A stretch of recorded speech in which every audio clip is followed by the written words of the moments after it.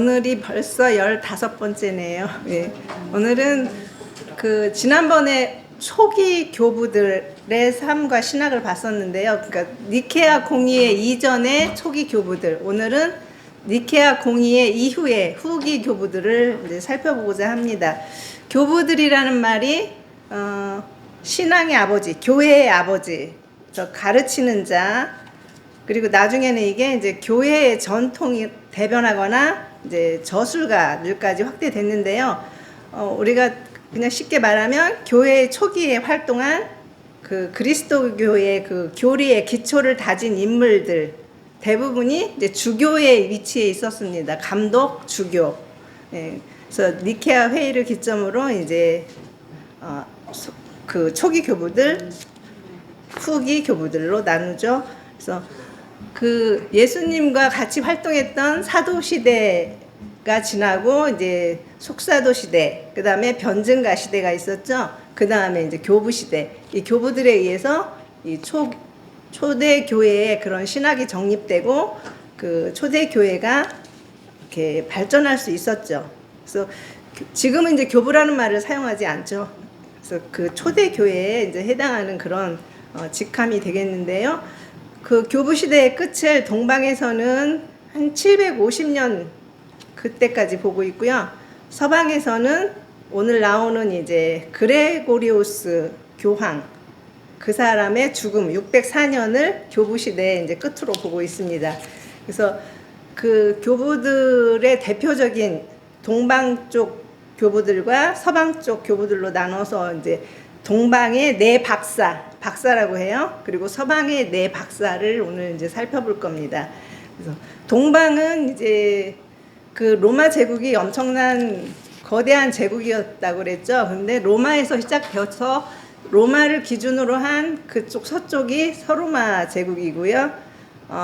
콘스탄티누스가 수도를 동방 콘스탄티노플로 옮기면서부터 이제 자연스럽게 서방과 동방으로 갈라졌거든요. 그래서 서방은 카톨릭이 됐고요. 동방은 그리스 정교, 동방 정교가 된 거죠. 그래서 우선 동방의 이제 교부들을 보시겠습니다. 4명인데요. 네 사람 다 한 번씩 발음해 보시겠습니다. 아타나시우스, 그 다음에 나지안주스의 그레고리우스. 이 나지안주스는 이제 지역 이름이에요. 그러니까 나지안주스의 주교였다는 거죠. 감독이었다는 거죠. 그리고 대바실리우스, 그리고 요한 크리소스톰. 이렇게 네 분이 이제 동방 쪽에 박사로 불립니다. 그래서 첫 번째 이제 아타나시우스는 지난번에 이제 니케아 공의회 때 나왔었는데요. 알렉산드리아 출생이기 때문에 알렉산드리아는 이집트 지역이죠. 그래서 좀 검은 난장이로 불립니다. 키도 작고 피부가 검은 흑인이었던 거죠. 흑갈색, 그래서 검은 난장이로 불리고요. 알렉산드리아의 감독의 보좌관으로 니케아 회의를 참석했습니다. 니케아 회의는 기독교 공의회의 최초의 공의회였었죠. 325년에 아리우스주의자들이 예수님의 본성에 대해서 예수님과 하나님은 동일 본질이 아니시고 예수님은 피조물이라는 그런 주장을 했기 때문에 이 니케아 공의회가 열렸었던 거죠. 그래서 니케아 공의회에서 니케아 신경이 작성되고 하나님과 예수님은 동일 본질이다, 그렇게 결정을 내렸었죠. 예. 그래서 이 니케아 결정 사항을 지키기 위해서, 그러니까 예수님과 하나님은 동일 본질이라는 그런 결정 사항을 지키기 위해서 45년 동안 4명의 황제에 의해서 5번이나 쫓겨다니고 20년간 망명 생활을 했습니다. 그러니까 정통 교리를 지키기 위해서 이렇게 쫓겨다녔다는 거죠. 그러니까 이단 사상을 정제하고 정통 교리를 확립하기 위해서 니케아 공의회를 열어서 교리를 확립을 했지만 이런 일이 생겼다는 것은 황제가 나라의 제국의 안정을 위해서 종교의 통합, 일치를 보고자 했기 때문에 황제 위주로 일어난 일이기 때문에 이렇게 황제가 바뀔 때마다 황제가 아리우스주의자이면 이 아타나시우스는 쫓겨났던 거고요. 황제가 정통 교리를 사수하는 사람이었으면 다시 회복되는 거였죠. 그래서 감독직에 있으면서 쫓겨났다가 다시 돌아왔다가 복권됐다가 그걸 5번이나 했다는 거죠. 예. 그래서 이 정통과 이단이라는 것이 황제에 의해서 통치자들의 종교 성향에 따라서 이렇게 바뀌었다는 거죠. 그래서 정치와 종교가 분리되지 못하고 교회가 정치 권력에 의존할 때 이렇게 불가피하게 치러지는 그런 불행한 사태가 발생했었다는 것을 보여줍니다. 그래서 그가 사망할 때 373년에 사망할 때까지도 이 아리우스 논쟁은 여전히 계속 진행 중이었고요. 그러나 이제 381년 그 다음 공의회 콘스탄티노플 공의회에서 니케아 신조가 다시 재확정되는 열매를 맺게 됩니다. 그래서 이 아타나시우스를 교회의 기둥이라고 불렀고요. 그 다음에 나오는 나지안주스의 그레고리우스는 이분을 교회의 기둥이라고 불렀고요. 또 아타나시우스는 정통 신학의 아버지라는 그런 호칭을 갖고 있습니다. 그래서 그 신학적인 저술들을 보면 성육신이라는 이제 책을 썼는데요. 여기서 삼위일체론을 정립을 했고요. 하나님은 한 분이시지만 우리 삼위일체론에서 했죠. 세 위격으로 존재하시는 분이다. 그리고 성부와 성자는 피조물이 아니고 동일 본질이시다. 그리고 삼위일체 교리를 구원론적으로 해석하고 체계화를 시켰습니다. 그리고 성령의 위격, 성령의 관심을 표명한 최초의 교부이기도 합니다. 그리고 아리우스주의자들의 교리를 지적하면서 삼위일체론을 변증하는 책을 썼습니다. 그리고 수도원 운동이 시작이 최초의 그 은수자들 숨어서 은둔 생활, 수도 생활을 하는 그런 은수자들에 의해서 이 수도원 운동이 시작됐는데요. 최초의 사람이 안토니우스라는 사람이거든요. 그 안토니에 대한 그 전기를 써서 수도원 운동을 이제 소개하기도 했습니다. 그리고 이분은 아타나시우스는 367년에 신약 성경의 그 정경의 범위와 목록을 제안을 했고요. 이것이 이제 397년에 카르타고 공의회에서 신약 성경이 이제 정경으로 27권이 확정됐죠. 예. 그래서 동방의 네 박사 중에 이제 아타나시우스를 봤는데요. 이 아타나시우스와 그 다음 사람 나지안주스의 그레고리우스, 대바실리우스, 그 나지안주스의 그레고리우스와 대바실리우스 이 두 분하고 대바실리우스의 동생 니사의 그레고리우스가 있는데요. 이분은 또 네 박사이면서 갑바도기아의 3대 교부로 불리웁니다. 갑바도기아는 많이 들어보셨죠? 지역 이름이죠. 그래서 화산 폭발지대인데 이렇게 바위로 된 고원지대입니다. 아주 희귀한 그런 자연 경관들을 보여주고 있는데요. 여기에는 또 지하 도시도 있어요. 그래서 대표적인 지하 도시가 대린구유라는 도시인데요. 암석 안에 미로로 지하 18층까지 이렇게 지하 도시가 생성됐습니다. 8층까지 지금 관람할 수 있고요. 이 갑바도기아 지역은 그 지역의 그 특징상 그 말, 우리 제주도에 세 가지 많은 게 뭐죠? 여자, 말. 네. 이 갑바도기아는 세 가지 많은 게 말, 여기도 말이 많아요. 타고 다니는 말, 그리고 이단이 많아요. 이렇게 지형적으로 그러다 보니까 들어가서 이렇게 수도 생활도 하고 그러다 보면 이단이 발생하죠. 그리고 거주민들의 거기에 사는 사람들의 기질로 유명해요. 그래서 기질이 아주 억세다고 그래요. 그래서 여기 갑바도기아 사람들이 뱀에 물리면 사람이 상해를 당하는 게 아니라 뱀이 죽었대요. 그 정도로 기질이 센 사람들이었는데요. 이 갑바도기아에 대해서 6페이지에 그림 있는 거 마지막 장 좀 설명을 해놨습니다. 네, 갑바도기아 터키, 지금은 터키죠. 터키가 이제 이슬람권이 돼버리는 바람에 예전에는 동방정교의 그런 예, 중심지였죠. 근데 지금은 이슬람권이 이제 점령을 한 곳이고요. 터키 수도 앙카라에서 동북쪽으로 이제 약 320km 떨어진 곳에 위치하고 있고요.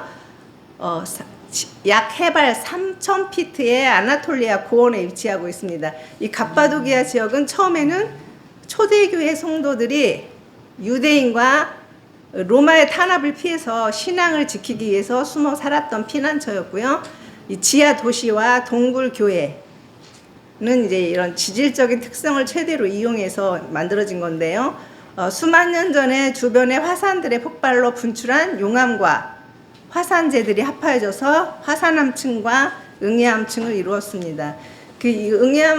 응해암은요, 이렇게 물로 되어 이렇게 진흙처럼 물러서 마음대로 이렇게 그 모양을 만들 수 있는데 일단 만들고 나면 단단하게 굳어서 더 이상 이제 망가지지가 않는다고 그래요. 그래서 그걸 이용해서 이렇게 도시를 만들어서 산 거죠. 생활 공간을 만들어서 바위 속이나 동굴 속에. 예. 그리고 이제 4세기부터 수도원 운동의 중심이 되었습니다. 그래서 이곳 출신의 3대 교부, 그 나지안주스 그레고리우스, 니사의 그레고리우스, 대바실리우스, 이분들이 3대 교부가 여기 갑바도기아에서 탄생을 했고요. 수도원 운동을 펼쳤습니다. 지금 이제 이슬람의 침략으로 핍박을 피하기 위해서 사용되기도 했고요. 갑바도기아 지역에 남아있는 성화들, 유물들로 추정해 볼 때 지하 도시에 많을 때는 100만 명 정도의 인구가 생활할 수 있었다고 하고요. 발견된 지하 교회만 해도 1000여 개에 이릅니다. 실제로 그 교회들이 지금 보존되어 있는 교회들이 많이 있는데요. 대단하죠. 뭐 세계 뭐 8대 불가사의 중 하나로 꼽히는 곳이니까요. 예, 대린구유라는 이제 지하 도시가 많은데 그 중에 가장 대표적인 게 대린구유라는 지하 도시가 있고요. 그 가장 깊게 파인 지하 도시라고 그러죠. 깊은 우물이라는 뜻이고요. 8세기경에 단순한 지하 도시로 시작해서 로마 제국의 기독교 박해 시대엔 신앙의 자유를 위해 찾아든 기독교인들이 늘어날수록 더 크고 넓은 공간이 필요하게 되었어요. 그래서 계속 밑으로 이제 파들어가서 이제 미로를 형성하고 있는데요. 여기 관광을 가면은 그 잘못하면 길을 잃어서 그 표지가 써 있다고 그래요. 꼭 그 지도자 안내 가이드를 따라다니라고요. 길을 잃으면 이 미로 속에서 지하 속에서 지하 도시는 18층으로 깊이가 약 280피트에 달하고요. 2만 명 정도가 살았을 것으로 추측되고 있습니다.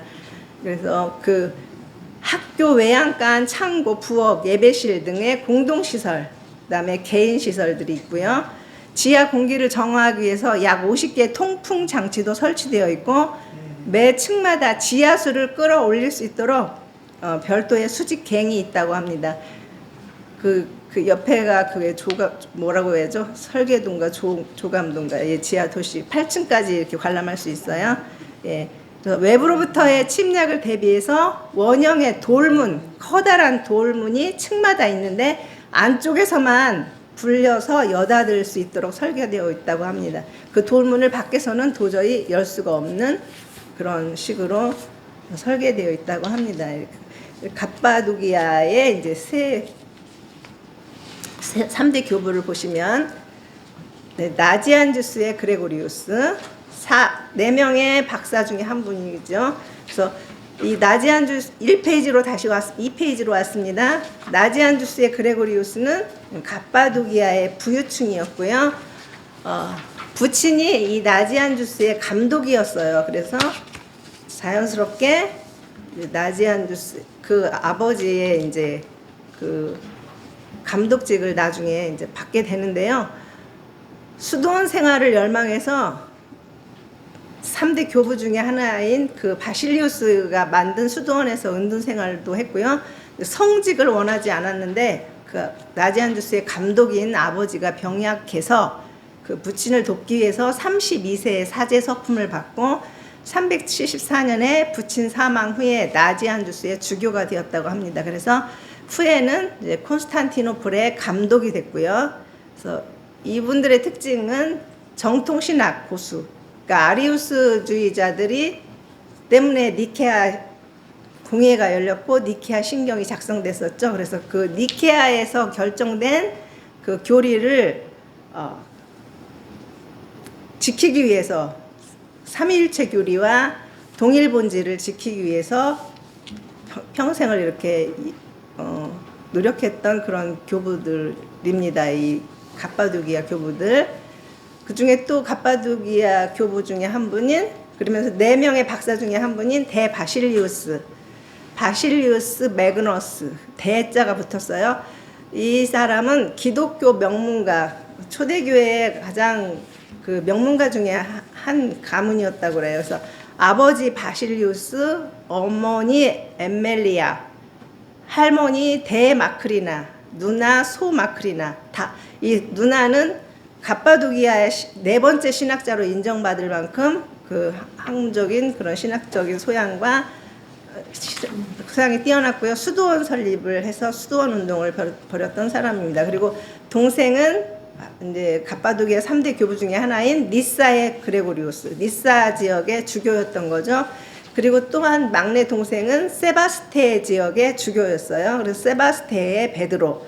모두 이 가족 6명이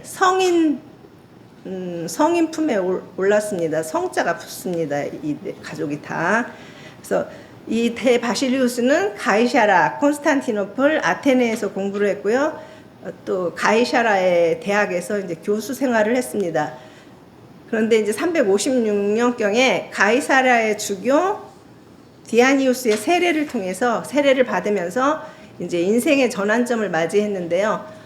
그동안 자신이 이 세상의 학문에 빠져 있었던 것을 이제 후회하게 됐다고 그래요. 나는 하나님께서 어리석다고 여기신 헛된 일에 많은 시간을 허비했으며 젊음을 거의 탕진해 버렸습니다. 그러다가 문득 깊은 잠에서 깨어났습니다. 그렇게 고백을 했어요. 그리고 358년에 부친 사망 후에 모든 재산을 빈자들에게 나누어 주고 네오 가이샤라 지역에서 이제 은수자 생활을 하기도 했습니다. 그래서 이제 은수자라는 것은 혼자 수도 생활하는 거죠. 숨어서. 그래서 이것 때문에 이제 수도원 운동을 이제 하게 됐는데요. 동방 수도 생활의 아버지라고 불리웁니다. 그래서 동방교회의 그런 수도원을 체계화시키는데 공헌을 했습니다. 그리고 364년에 사제가 되었고 370년에 가이샤라의 감독으로 추대되어서 탁월한 지도력과 행정력을 발휘했다고 합니다. 그리고 아까 이 3분의 공통점이 그거라고 그랬죠. 아리우스주의자에 대항하여 동일 본질, 하나님과 예수님의 동일 본질을 주장했고 그 니케아에서 결정됐던 그 니케아 신경으로 작성됐던 그런 니케아 결정 사항을 이제 강화시키고 재확인하는데 기여를 했습니다. 삼위일체 교리를 발전시켰어요. 그래서 삼위일체에 대한 전문 용어들을 만들었는데요. 동일 본질, 호모우시우스라는 말이 있었죠. 하나님과 예수님 동일 본질. 그리고 위격, 삼위, 위격, 하이포스타시스라는 위격이라는 말을 이제 만들었습니다. 그리고 갑바도기아의 3인 중에 한 분, 대바실리우스의 동생이에요. 그래서 니사의 그레고리우스. 나지안주스의 그레고리우스는 대바실리우스와 같이 공부를 했던 친구고요. 니사의 그레고리우스는 바실리우스의 동생입니다. 그래서 이 사람은 이제 오늘날로 말하면 조직신학자였고요. 오리겐의 영향을 많이 받았다고 그래요. 그리고 수사학자고요. 아리우스 사상에 대해서 이제 주된 논쟁자로서 정통 교리 확립에 기여를 했다. 이 세 사람은 다 그 아리우스의 반대에서 정통 교리 확립에 기여를 했던 분들이죠. 그리고 이제 동방 신학자의 마지막 4번째 박사 요한 크리소스톰. 크리소스톰이라는 말은 요한은 이름이고요. 크리소스톰이란 말은 황금의 입이라는 뜻입니다. 그래서 황금의 입을 가졌다고 그래요. 설교를 잘해서. 콘스탄티노플 귀족 가문 출생이고요. 아버지는 이제 로마 장교였고 어머니는 신실한 기독교인이었다고 그래요. 어거스틴처럼 영적으로 분열된 가정으로 보고 있습니다. 아버지가 이교도였기 때문에. 그리고 그 당시에 그 출세를 위해서는 고전, 수사학, 법률 공부 그런 것들을 해야 됐었는데 이 사람도 마찬가지로 그런 공부를 하였지만 수도원 생활에 이끌려서 이제 금욕 생활을 하기로 했는데요. 2년 동안에 산 속에서 생활을 했다고 그래요. 그리고 이제 성경을 문자적으로 해석해서 성경에 깨어 있으라 그 말을 진짜로 깨어 있으라는 말로 해석을 해서 눕지 않고 2년을 그냥 앉아서 자고, 예. 그리고 이제 금식, 이런 사람들 수도사들이 주로 금식 금욕을 강조하잖아요. 너무 안 먹어서 위가 오그라들어서요. 소화 장애를 일으켰고 또 무릎이 상했대요. 그 냉골에서 먹지도 않고 눕지도 않고. 그래서 나중에는 다 떠매고 이제 세상 밖으로 실려왔다고 그래요. 예. 그렇게 그럴 정도로 좀 수도사들이 좀 그랬습니다. 초창기의 수도사들. 그래서 근데 이제 그 감독으로 임명되었는데요. 콘스탄티노플의 감독으로 임명되었는데 탁월한 설교로 황금의 입이라고 불리웠고 청빈과 경건 생활을 강조했습니다. 그래서 이 황금의 입이라는 것이 설교를 잘한다는 뜻도 있지만 할 말을 했다는 거죠. 그래서 도덕과 윤리를 외치는 그런 선지자적 선포를 했습니다. 그래서 나는 청소부가 한 지역을 청소하듯이 말씀을 선포하면서 한 지역을 청소하련다. 그래서 그 명목상의 기독교인들, 삶은 그렇지 못하면서 모양만 그리스도인들, 그런 사람들에게 회개를 촉구했죠. 그러다 보니까 지도자들에게는 미움을 받았어요. 예, 백성들한테는 존경을 받았는데 성도들에게는, 지도자들에게 미움을 받았습니다. 그래서 그 당시에 왕비 유독시아였는데요. 유독시아에게 이세벨이라고 이제 비난을 했습니다. 그래서 이 왕비에게 잘못 보여서 404년에 콘스탄티노플에서 추방당해서 이제 3년 후에 사망을 하게 됩니다. 그래서 이 왕비가 유독시아였는데 이 사람 이름이 요한이잖아요. 근데 세례 요한이 헤로디아에 의해서 죽었죠. 그 딸에게 그 세례 요한의 목을 쟁반에 받쳐들고, 예, 헤롯 대왕, 예, 그때 그것처럼 이제 이 사람도 거기에 비유한 거죠. 헤로디아는 이제 다시 한번 춤을 추고 있으며 한 번 더 요한의 목을 달라고 요구하는구나, 그렇게 외쳤다고 합니다. 그래서 추방당해서 유배지로 가던 중에 중병에 걸렸고 자신의 죽음이 임박했음을 알고 병사들에게 이제 그 가는 길에 조그만 교회에 옮겨줄 것을 부탁하고 성찬을 나눈 후에 이제 죽었다고 해요. 그래서 동방의 네 박사를 봤어요. 아타나시우스, 나지안주스의 그레고리우스, 대바실리우스, 요한 크리소스톰. 이제 서방 쪽입니다. 서방 쪽은 로마 중심, 로마와 카르타고 중심. 이 서유럽 쪽이죠. 서방의 교부들 네 박사를 보시겠습니다. 서방의 박사는 한번 발음해 보시겠습니다. 암브로시우스, 히에로니무스, 아우구스티누스. 아우구스티누스만 잘 아시죠? 어거스틴. 예, 대그레고리우스. 다 우스 막 그러죠. 라틴어라서. 예. 그래서 첫 번째 네 박사 중에 한 사람 암브로시우스입니다. 아우구스티누스의 스승입니다. 그래서 이 사람은 로마 기독교 가문 출생이에요. 그래서 이 가문이 추기경 가문이었다고 그래요. 그래서 추기경 가문에서 태어나서 추기경으로 살았다. 죽기 전부터 성인으로 추앙받은 사람입니다. 그래서 36세 때는 처음부터 이렇게 성직자가 됐던 건 아니고 총독이었어요. 로마가 많은 나라들을 이제 거느리고 있었기 때문에, 속주로 거느리고 있었기 때문에 그 속주 중에 하나인 그 주의 총독이었어요. 그런데 375년에 밀라노 주교로 임명이 됩니다. 그래서 본인은 이런 주교 생활, 이런 성직 생활을 원한 건 아니고 수도원 생활을 원했는데 공직 생활을 하면서 이제 명성이 났어요. 그래서 명성이 좋아서 8일 만에 세례를 받고 주교 서품을 받았다고 합니다. 그리고 이제 행정가적 지도력이 출중하고 관리로서의 언어, 수사가 훈련되어 있어서 그 설교가로서 탁월한 그런 자질을 나타내었다고 합니다.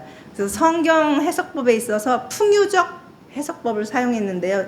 약간 그 영적인 해석이라고 할 수 있죠. 알레고리적 성경 해석법.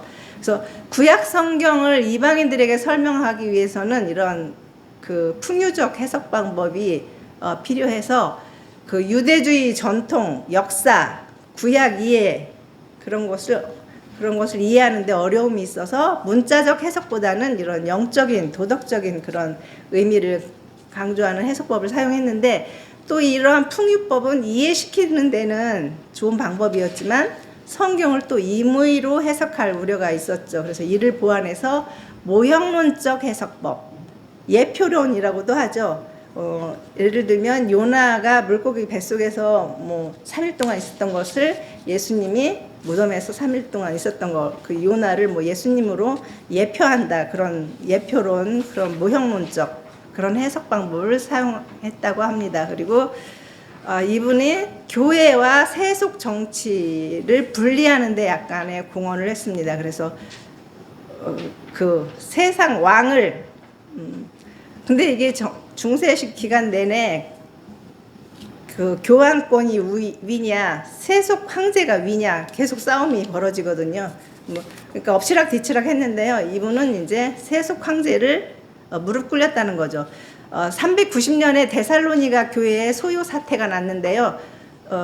로마군 수비대장이 이제 주민들과의 갈등으로 살해를 당합니다. 그리고 황제와 황후의 초상화를 흙탕물 속에 집어넣는 사건이 발생했습니다. 이때 왕은 테오도시우스 1세, 로마의 국교로 삼았죠. 기독교를. 테오도시우스 1세였는데 이 황제가 화가 나서 기독교인들을 모두 살해할 것을 명령합니다. 그래서 이때 7,000명이 학살당했는데요. 암브로시우스는 이제 황제에게 공식적으로 참여를 요구하죠. 출교 당하든지 회개하라. 그리고 성찬 참여를 금지시킵니다. 그런데 황제가 이를 묵살하고 부활절 날에 측근들을 대동하고 교회로 행차했습니다. 이제 암브로시우스는 교회 문을 가로막고 못 들어오게 했죠. 그래서 황제는 발길을 돌렸고 성탄절 날에 다시 교회로 찾아왔습니다. 암브로시우스는 이번에도 제지하면서 학살에 대한 사죄를 요구했죠. 황제는 결국 굴복하고 자신의 죄를 용서받기 위해 성찬에 참석하려고 하니 들여보내달라고 간청을 했다고 합니다. 그래서 그 황제는 교회 안에 있지 그 위에 있지 않다. 황제가 교회보다 높지 않다는 거죠. 황제도 영적인 성도로서 감독의 관리를 받아야 한다. 그래서 이 사건은 이제 현실의 그 최고 권력자인 세속 권력자인 황제가 교회의 성직자에게 굴복한 첫 번째 사건이었고요.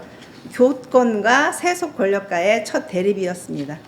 근데 이후로도 계속 누가 위냐, 교권이 위냐, 황제, 정치권이 위냐 그 투쟁은 계속됩니다. 예.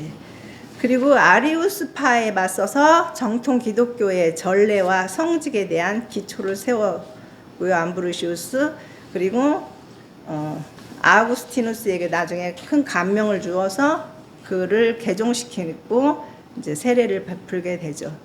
예. 두 번째는 이제 히에로니무스입니다. 히에로니무스. 영어로는 제롬이라고도 해요. 제롬. 달마티아, 지금의 유고슬라비아 그쪽 출생이고요.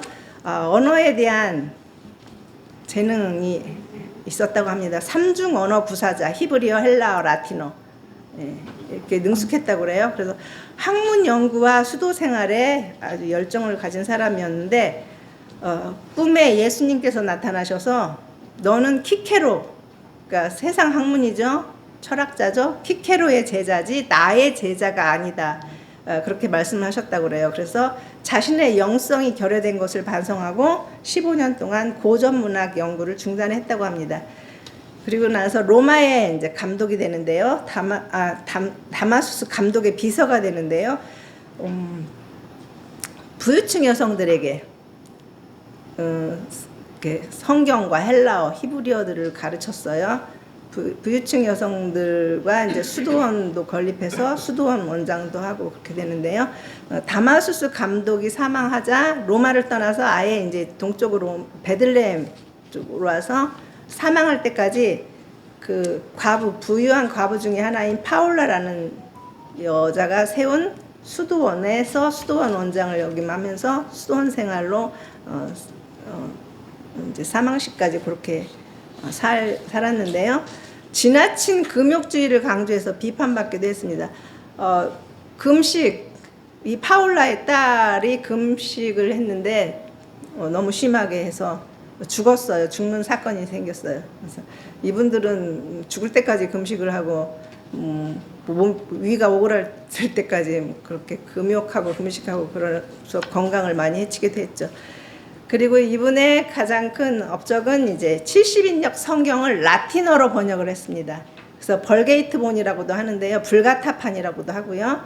그러니까 어려운 그 성경을 이제 대중의 언어, 평민의 언어, 우리가 보기에는 쉬운 언어도 아니지만 아무튼 그 당시에 대중들이 라틴어를 사용할 때 라틴어로 번역을 했다는 거죠. 그래서 391년에 신약 성경을 번역하고 405년에 구약 성경을 번역을 해서 서방 교회에 널리 사용하게 했는데요.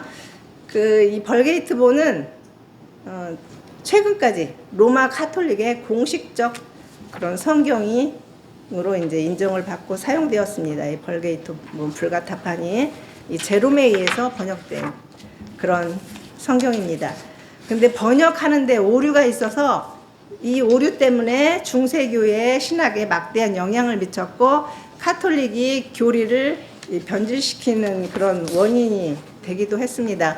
마가복음 1장 15절에 회개하라, 그거를 고해성사를 하라, 그렇게 번역을 하는 바람에 카톨릭이 고해성사를 아주 성례 중에 하나로 꼽고 있잖아요. 네, 그게 이제 나중에는 종교개혁의 발단이 되기도 하고요. 누가복음 1장 28절 마리아에게 하나님의 은혜에 이른 자여, 그런 구절을 하나님의 은혜의 저수지요, 그렇게 번역을 하는 바람에 마리아가 우리에게 은혜를 베푸는 그런 원천으로 오해를 하게 만들었습니다. 그리고 또 마리아는 예수님 낳을 때만 동정녀였었는데 평생 동정녀서를 카톨릭에서 주장하잖아요. 이 사람한테서 나온 말이 되겠습니다. 그래서 평생 동정녀였으므로 예수님의 형제들은 사촌들, 친척들이었다고 주장을 했죠. 이렇게 번역상에 오류가 있었고요.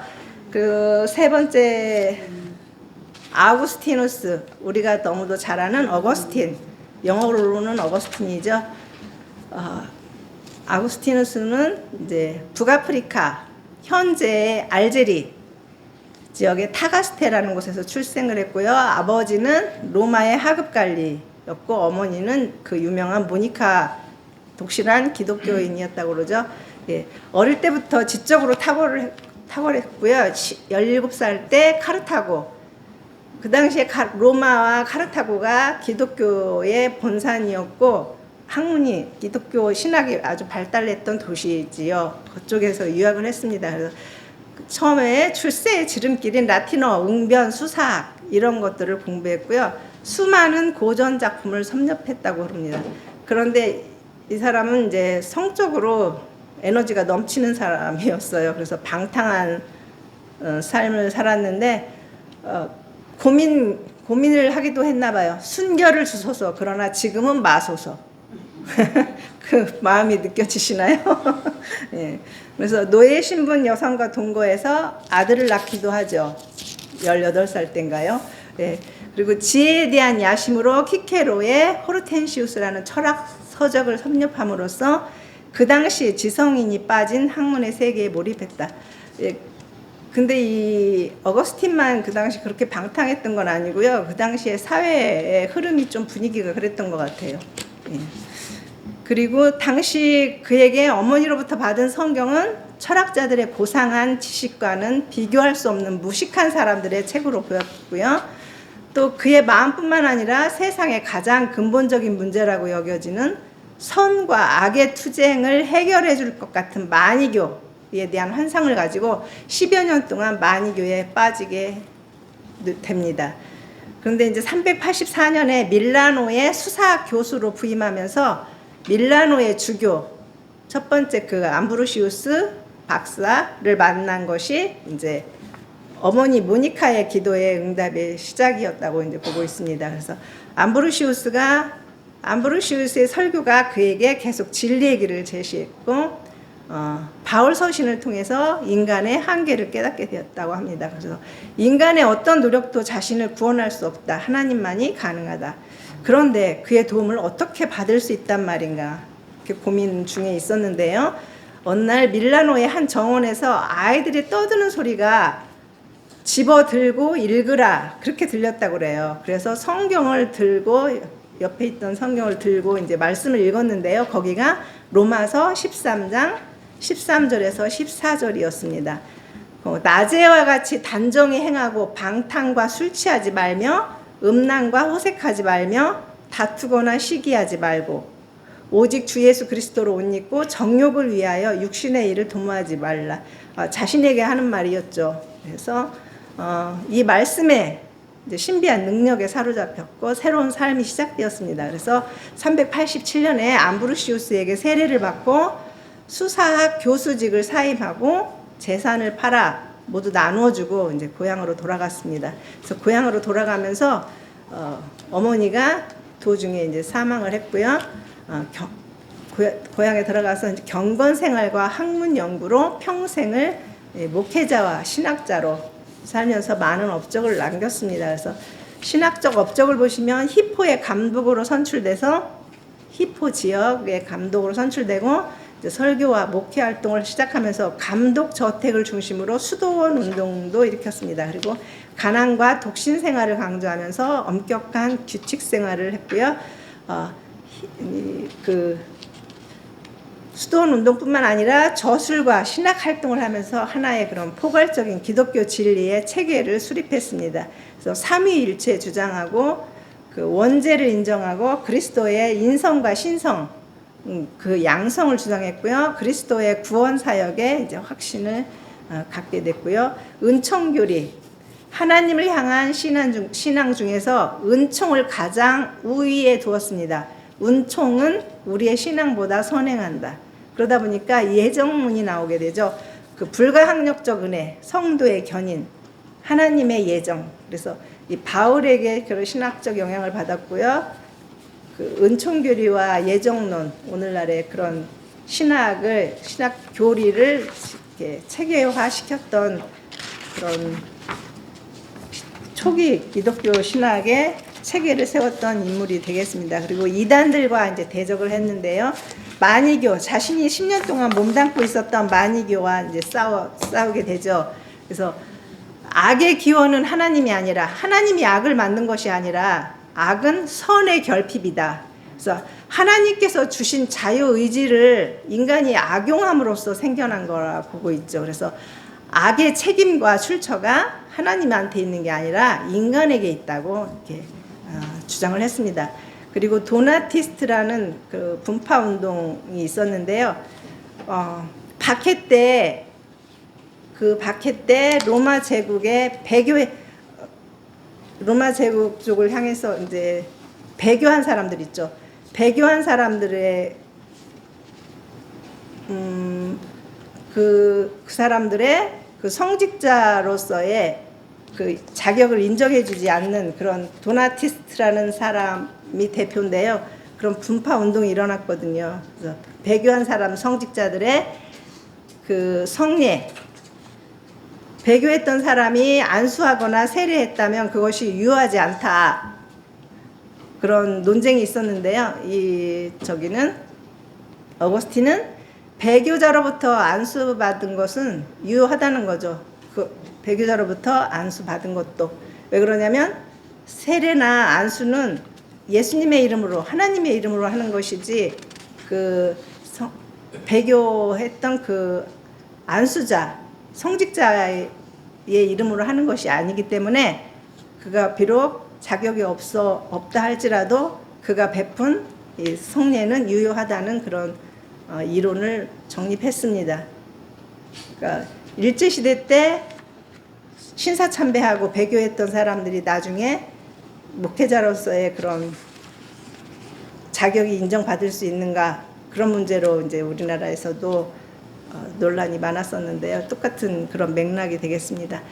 그리고 펠라기우스주의와의 논쟁. 펠라기우스는 원죄를 부정했던 사람이죠. 그래서 아담의 죄성이 후손들에게 전가되지 않았다. 그래서 인간은 자유의지를 통해서 인간 노력으로 구원에 이를 수 있다. 그렇게 주장을 했거든요. 그래서 원죄가 우리한테 이렇게 유전되지 않았기 때문에 아이들은 죄가 없다고 그랬습니다. 그래서 어린이는 죄가 없어서 유아 세례가 불필요하다고 이렇게 주장을 했거든요. 거기에 대해서 이제 어거스틴은 인간은 전적으로 타락했다는 거죠. 인간의 전적 타락, 그리고 그 하나님의 전적 은총을 강조하는 은총론을 전개했죠. 그래서 인간이 하나님의 형상대로 초자연적 은사를 부여받아 창조되었으나 타락함으로써 그 은사를 상실했고, 그 아담의 죄가 유전돼서 우리는 이제 하나님의 은혜로만 구원받을 수 있다는 거죠. 그래서 이 점에서 이제 하나님의 예정을 강조하게 되었고요. 하나님의 예정과 은총에 대한 이런 견해가 후에 종교개혁자들, 특히 칼빈에게 이제 영향을 미쳤습니다. 이제 서방의 박사 중에 한 마지막 사람인데 대 그레고리우스입니다. 이 사람은 이제 보시면 알겠지만 카톨릭의 교황이라서 갈수록 이제 이 교부들이 초기에서 이쪽으로 올수록 카톨릭 냄새가 납니다. 카톨릭의 그런 신학들을 정립하게 된 그런 사람들이 되는데요. 이 대 그레고리우스는 대자가 붙었어요. 위대한, 대제, 그레이트, 마그너스, 그런 호칭이 붙었는데요. 교황이 지금까지 266명이거든요. 베드로를 첫 번째 교황으로 따졌을 때. 근데 그 266명 중에서 이 대 그레고리우스가 64대 교황이에요. 그리고 대 레오 1세라는 45대 교황, 이 두 사람만 대자가 붙습니다. 그 정도로 이제 그 업적을 이제 인정해주고 있는데요. 카톨릭에서 인정해주는 거죠. 귀족 가문 출생으로 이제 고위 관리였어요. 교황 가문이었고, 이 가문에서 교황이 두 사람이 나왔다고 합니다. 이 사람까지 세 명이네요. 예. 부친의 사망 후 수도 생활에 전념하기 위해서 세상 명예를 버리고 저택을 수도원으로 만들었고, 시칠리아에 6개의 수도원을 더 설립하고 영지를 수도원들에 기부했습니다. 이 사람은 이제 그런 권력에 대한 생각은 하나도 없었는데 오직 수도 생활을 하고 그런 생활을 하기를 원했는데 나중에 이렇게 교황까지 된 거죠. 이때 이제 펠라기우스 2세가 교황이었는데요. 교황 때 콘스탄티노플의 대사로 파견되어서 그 6년 동안 외교적인 경험을 쌓는 동시에 그런 신학 연구를 하면서 신학자로서의 자질을 갖췄다고 합니다. 근데 이 펠라기우스 2세가 페스트, 그 당시에 유럽에 유행하던 그 전염병은 페스트였죠. 흑사병이라고도 하죠. 예, 페스트로 죽게 돼서 이 사람이 이제 교황으로 선출되는 거죠. 그래서 억지로 끌려갔기 때문에 나는 세상으로 다시 끌려갔으며 내가 평신도였을 때조차 생각해보지 못했던 땅 위의 일들을 돌보는 데 빠지게 되었다고 한탄을 했다고 합니다. 근데 이제 억지로 교황이 됐지만 그 교회의 소유지를 적절히 활용해서 기아와 전염병에 시달리고 있는 주민들을 도왔고요. 594년에 흑사병으로 이제 인구의 절반이 죽는 그런 일이 있었는데 이때 주민들을 이제 잘 보호했던 거죠. 그리고 대농장의 농부들을 이제 착취로부터 보호해서 백성들에게 이제 공급할 수 있었던 거죠. 그리고 랑고바르드족이라는 그런 이민족의 침입 시에 협상을 하고 평화를 보장받으면서 그 나라의 교황뿐만이 아니라 세상 왕처럼 그렇게 나라를 백성들을 이렇게 잘 그 통치를 했던 그런 교황으로 나오고 있습니다.